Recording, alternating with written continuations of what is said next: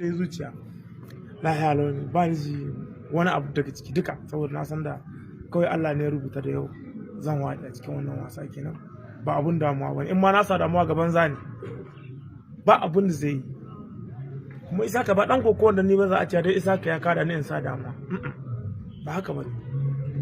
lokaci ne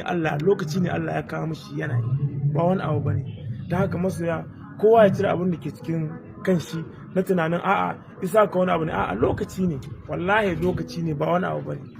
kowa yana nema asiran kowa da yake neman ma kowa suna nema haka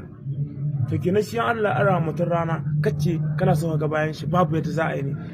in ma kace bayan shi yake so gani sai dai kai ga yadda baka so to dan haka kowa ya cire abin da ke cikin kanshi akan wago kokowa in rabon shi ne zai samu in kun ba rabon shi ba akwai mutane da yawa kuma suna iya kara shi ba su iya kara shi bane kenan lokaci ne kenan a bari a zara idanu a ga abin da Allah ya yi kuma ubangiji Allah ya ba mai rabo sa bakin ciki na godiya nake kira ga zuwa ga sauran uwanka masu kokowa masu mai da kokowa da an kada su ne kira ga abin da zan ce musu ba su san ma me suke ba zan ce musu tunda dan an kara haka sa wani damuwa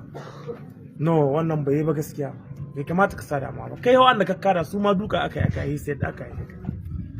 kenan da an kara ka ba abun ka sa damuwa bane sai ka tarba kai ma gaba wasu za ka kara kuma a baya ma ka kado wasu kenan me na sa damuwa kai ɗaya ne aka haihuwa da iya ai ba kai ɗaya bane kenan da an kara ka sa wani damuwa gaban zani no ba haka nan bane ita ko kowa abun da take ka kada a kada ka ne mutum ya zama yanzu me yasa ka gani mutane kowa ya ce isa kami ne ba sai isa kami saboda ba a kada shan wani yana kada ba wani abu bane kuma shi kuma wannan lokaci ne ku yi la'akari da haka akwai lokacin da sai an ce isa ka taso kai ko ya ce bai iya saboda kamin shi an yi gwanne da dama wanda Allah ya ara ma ranar kuma suka wuce to shi kuma jini gare cikin jiki ba da haka jama'a ina yi ma kowa fata alkhairi kuma kowa ya cire abin da ke cikin kai kuma mu muna barin addu'a ba inda an ka aje muna so a dora addu'a wadda ake mu saboda mu yanzu ne mun ka za mu damce mun zuwa yi ba ko kowa yanzu muka fara ba mu yi da kuraje ba insha Allah godiya nake